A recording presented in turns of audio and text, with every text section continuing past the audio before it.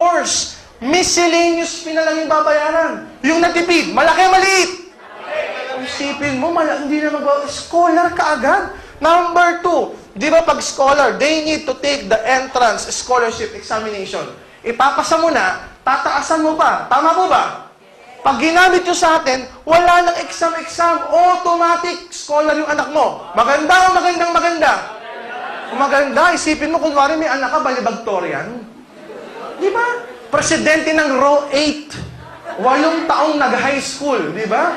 Iginapang ng mga magulang yung pag-high school. Tapos nakapasa nung March at April. O, tuwan-tuwa yung mga magulang na may anak na valedictorian. Di ba? Pag ginamit nila yung certificate natin, wala na exam, automatic pagbigay doon, scholar na siya. Maganda mo ba yun? Lastly, but also a very important one, di ba pag scholar, you need to maintain a very high grade. Tama po ba? O sa atin, wala nang high grade, kahit 3 kulot 75, next sem, scholar ka pa rin. Maganda mo ba yun? Yung iba, hindi naintindihan, Dok naman, ba't mo masyado yata pinababaw ang scholarship program nyo? Kayo natatanungin ko, kapag nakarinig ka ng terminong scholarship, kanino nakalaan? Sa matatalino o sa hindi matatalino? Sa matatalino. Ano ho ba mas marami sa Pilipinas? Matatalino o hindi matatalino? O di umami kayo ngayon. Diba? Kakarampod na nga lang yung matatalino sa Pilipinas, dun lang nakalaan yung scholarship. Tama po ba? Pero kami baliktad, sa mas nakararaming hindi matalino, yun ang gusto naming tulungan. Maganda ba yan, Tatay Rudy? Bakit maganda? Isipin mo to, forgive the term. Hindi na nga matalino eh. Hindi mo patutulungan. Paano ko yung hindi matalino, tinulungan mo makapag-aral? Nung matapos yung kurso, nagtayo ng kumpanya, nagtayo ng call center, nag-employ ng 100 empleyado. Nakatulong o hindi? Ba't pahihirapan mo? Kaya nga hindi nag-aaral yan, kulang sa pera eh. Paano kung ginawa mo requirement, 1 ka kada sem? Scholar lang siya per sem. Pagdating na second sem, paying na siya. Hindi na mag-enroll yun, wala nang pera eh. At least with our opportunity, the whole course, discounted. Maganda o maganda?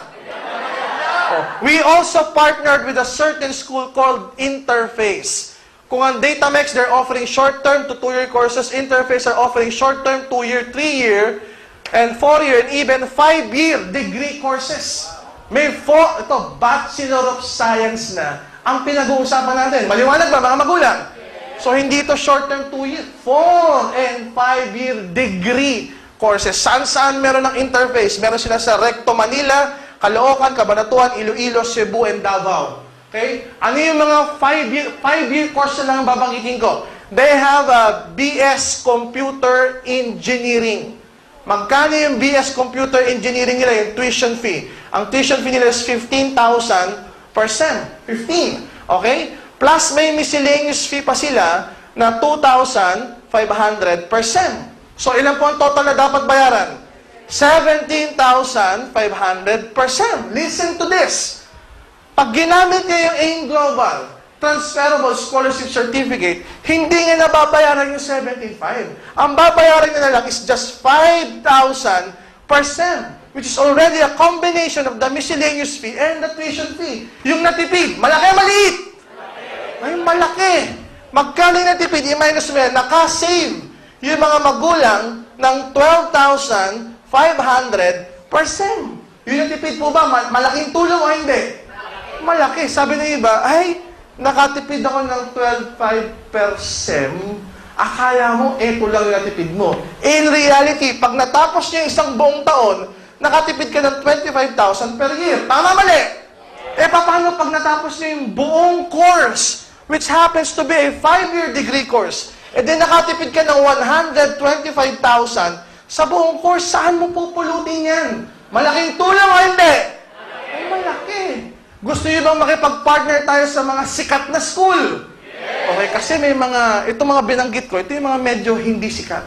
Okay, nakipag-partner din kami sa mga sikat na school. Yung mga sikat na school, usong-uso sa kanila, yung mga tri-semestral.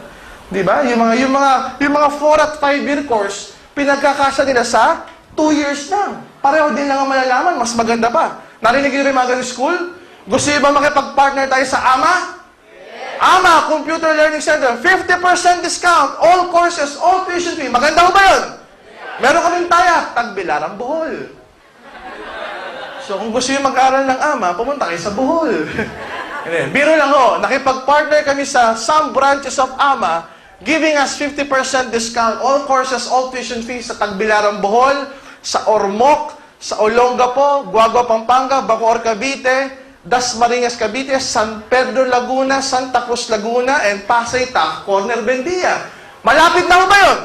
Malapit na. We're very fortunate. Nandito pa yung may-ari nung AMA, Santa Cruz, San Pedro, at Pasay, Tac, Corner, Bendia. Palakpakan natin si Ma'am Shirley de los Reyes. Ayan. Isipin nyo, ayan o. Binigyan tayo ng 50% transferable. Malaking tulong o hindi? Kung isipin mo, lahat ng mga anak nyo dito sa Metro Manila, pagkalapit-lapit ng TAF, Corner Bendia, o kung may kakilala kayo sa San Pedro, Laguna, Santa Cruz, doon nyo na pag-aralin. Na sa ganon, nakatulong pa sa kanila. Maganda ko ba yung ganon? O, meron din kaming tie-up sa informatics, iba't ibang mga lugar din, Visayas at Mindanao. Meron tayo sa Cebu, meron tayo sa Cagayan de Oro, meron sa Lawag. Maiba lang ako, mga magulang. Gusto nyo bang makitayap kami sa preschool, elementary, high school?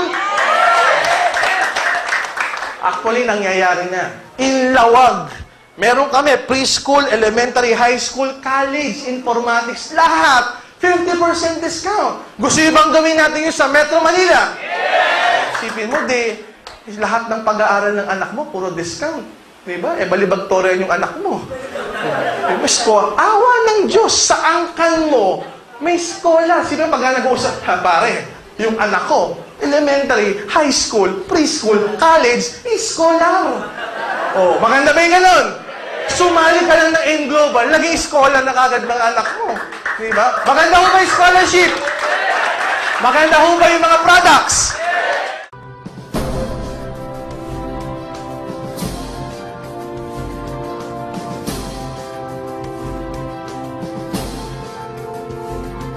AIM Global, keeping dreams alive.